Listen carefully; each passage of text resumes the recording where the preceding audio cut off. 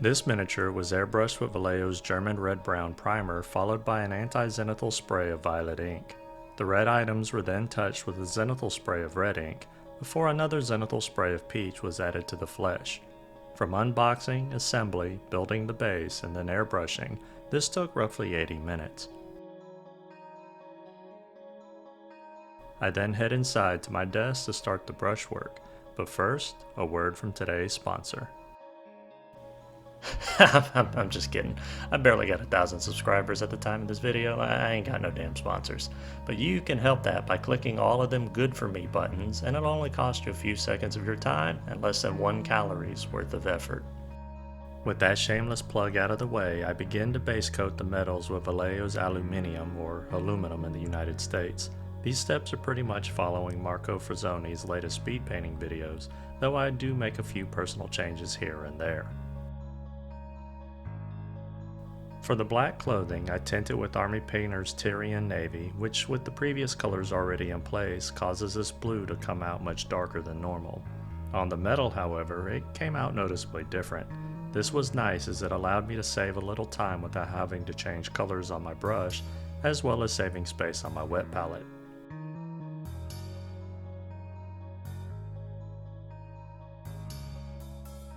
I followed the same steps for the rest of the metals, applying a red speed paint instead. The time it took to base coat the metals and then add the speed paints was about 2 hours.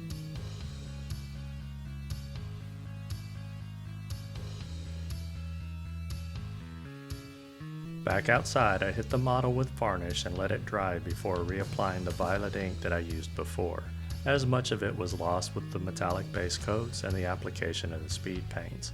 I then carefully added very little white ink from above. This naturally desaturates the hell out of everything, but that'll be dealt with in a later step.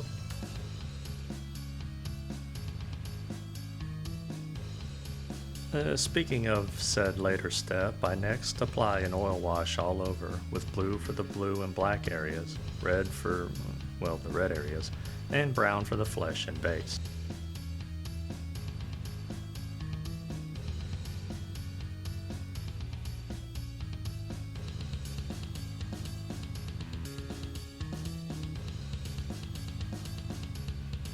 After 30 minutes to an hour, I gently remove the oil from the upraised areas using a small makeup sponge that is lightly dampened with mineral spirits.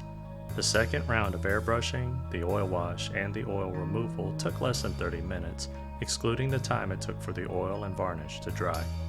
I moved on to the highlights and applied the same aluminium used for the base coat as edge highlights and scratches for all over the metal areas. I then did the same with non-metallic paints for the clothing and flesh.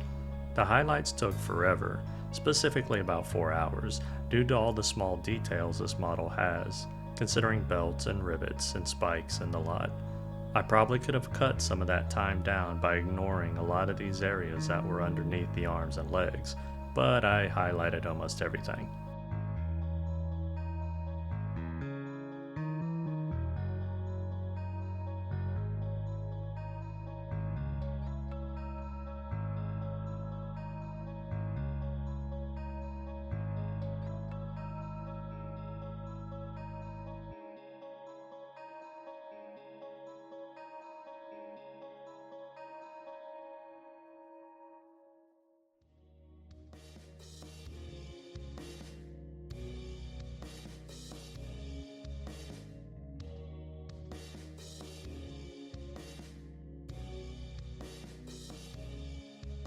With the highlights now done, I paint in the eyes with some off-white before adding a black pupil.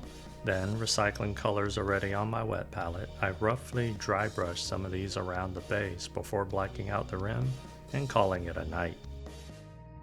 Only not really. See, I picked this Goremonger up from the local Warhammer store that opened recently, but I also had picked up the free June miniature from last month. Except it wasn't actually the June miniature from last month, because that was supposed to be some kind of undead knight. What I got instead was a June miniature from 2024. But, you know, free's free, and I'm not complaining. All of the estimated times I gave previously was actually for me doing the steps on 2 miniatures instead of 1. This other miniature was the Darkoath Marauder, who I tried to give a darker flesh tone to, but my dumbass tried to highlight her with the same color used on the Goremonger, and so I ended up with an awful chalky mess. Because this was supposed to be a quick project, and fixing her skin so that it wasn't so chalky and it had smoother transitions would have taken hours, I decided to lean back into the oil paints I still had out. I dabbed on some brown and red selectively, and then immediately buffed it away.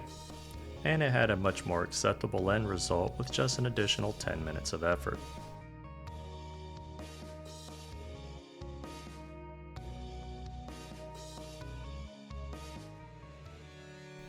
This is where I stopped. All in all, it took me a little more than 3 hours per miniature, with over 3/4 of that time spent base coating with the brush and adding highlights. I really like how the metallics came out on both, especially the blue metals, which stand out mostly on the shield. For the sword, I did a hybrid blend of non-metallic metal with metallic scratches and edge highlights, and I honestly don't know how I feel about that as of yet. I feel like the oil blending done on the Darkoath Marauder's flesh makes her look much more suntanned and sweaty, and I kind of wish I did some of that on the Goremonger's flesh. For lessons learned, when I applied the varnish early on in the video, it caused some fogging and greatly diminished the speed paint covered metallics. This was due to the high humidity when I sprayed it. Ultimately, most of this is brought back with later highlights, but the nice colors provided by the metallic and speed paints were definitely lost. I had to airbrush Violet twice, and I could have done this just once had I thought this out ahead of time. The Violet anti-zenithal could have just been placed after the metallics and speed paint steps. As far as this being a successful speed painting run goes, this wasn't very fast in the long run. Granted, I did paint 2 miniatures in the same time it would normally take me to paint 1. The end run time ultimately exceeded my goal. I was aiming for more along the lines of 1 to 2 hours per miniature, outside of any drying times or assembly of the model. I definitely can save a lot more time by being more selective where I place highlights. And my final major mistake was to use a far too light color for the Darkoath Marauder's flesh, but I was able to bring it back with some quick use of oil paints. And that'll bring this video to its end. I hope you learned something or inspired to go pick up your own free miniatures from your nearest Warhammer store. If you have any questions, feel free to ask, and if you like the content of this video and would like to see more, you can easily support the channel by liking, commenting, sharing, and subscribing. I'm Jim with Working with Miniatures. I'm truly grateful for your time, and I bid you a fond farewell. Until the next video.